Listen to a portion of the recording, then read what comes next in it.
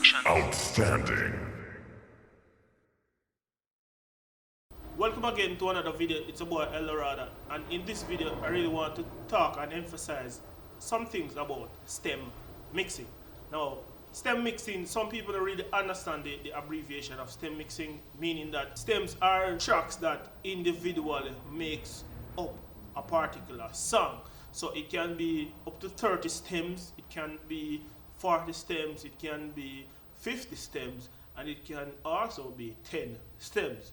However, that amount of stems, individual sounds to be mixed individual ways that make up a song on the whole. So the pros and cons of stems, I will get into that a little bit shortly, but before that, please do subscribe, hit the bell notification button, follow me on our social media platform, and visit my new website with a different name. Please do. The link is in the description. You can get some stuff there, and it helps to support this channel so I can keep things going, get new stuff, getting it on the channel, you know, getting stuff out there, getting information out there to you. So please do support the channel, and I'll get into this video. Now, stem mixing for me particularly, I'm going to speak based upon experience. No, I'm not going to get the information off some website and come and give it to you and so forth like that. I'm going to talk about personal experience. Now, me, for doing stem mixing, it takes a lot of time. You know, it depends on the speaker that you're using, headphone that you're using, the environment that you're in. It does take a lot of time because you really want to get it right. Now, for me, doing stem mixing, you have to really do it in a particular way, meaning that it does take time, but you do not really want to take a lot of time with a client's song, or taking short amount of time and not doing it right. With stem mixing, there comes revision, because you really want to know so you have everything on point. Because there's a lot of times I get some really pre-mixed beats and it does sound good, but I still do get the stems to mix. However, whenever I'm mixing stems, I make some conscious decision if I really need to EQ, compress, distort, widen this, excite this, and the list goes on and on and on. Now, for me, why I do like stem mixing, because it gives me control over the sounds and placement of the sound of the particular mix that I personally am doing. There are times, I'm going to speak about this in another video, more in depth about panning, but panning has a lot to do with stem mixing also. What I've said before now is about space. Now, carving out space for each sound with the vocals, because I'm going to explain this from a top to bottom mix perspective. Everything has to be around the vocal, because the main attraction or the center of attraction is the vocal.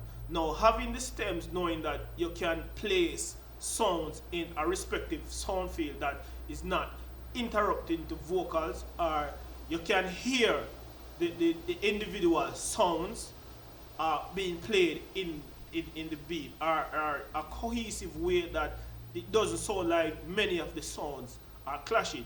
So for instance, that I have a synth within the mix and it is clashing with the between 2 and 7K with the vocals. What I have to do there is to EQ the synth, because at the end of the day, the vocal is the main attraction, and I do not want to have the vocals and the synth, or probably certain section of the snare, because the snare tends to take, depends on the snare that you're using, it takes up probably the same or live in the same frequency range. It can also be a case where it can be any song fighting with the vocals for that space. So having control over the stem, still using the synth, I could EQ it, I could turn it down, I could pan it a little from the middle where the vocals sit. I could place it further back in the speaker. I can, you know, having the vocals here and having it behind the vocal instead of it up here with the vocals, you know, and so forth like that. I really do have more control with stems. So doing stem mixing, it does take does take time, but all time people have this saying, enough but not too much.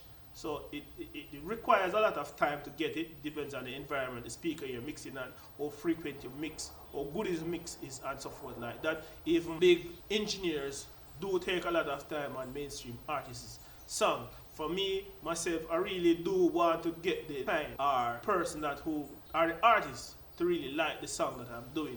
So first, whenever you're doing stem mixing, please do listen to the demo first. Make sure you have a copy of the Bong Store demo that they have, so you can get a better understanding how it should sound, how it should be balanced, so you can mix accordingly to that. Now for me personally, whenever I mix my beats and the artist's voice and I tracked out my stems, what I do when I'm tracking out from FL Studio or whatever DAW that you're using, I would suggest this, is leave the levels at where they are, but on the master, you bypass all those plugins and bounce out the tracks as is with the levels that are in it. It doesn't make sense, your unit again it, and then it has to be turned on back again in a similar manner. That even takes more time to get back the balance of that particular beat that is already being balanced. So having the levels there already and bounce out the stems with that particular level, it is easier for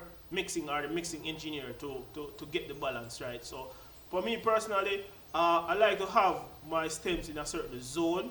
So whenever I'm mixing from that, it can be a case where I just turn it down a little bit more, where it is kind of in level with the vocals. So whenever I'm start mixing and start doing some form of gain staging, because adding plugins, it tends to get the mixes louder and parallel this and parallel that and side chaining this and a whole lot of things. You know, it can let it get a lot louder, going through different stages of EQ, compression, exciters, flangers, choruses, all of these great stuff that you can use and mix.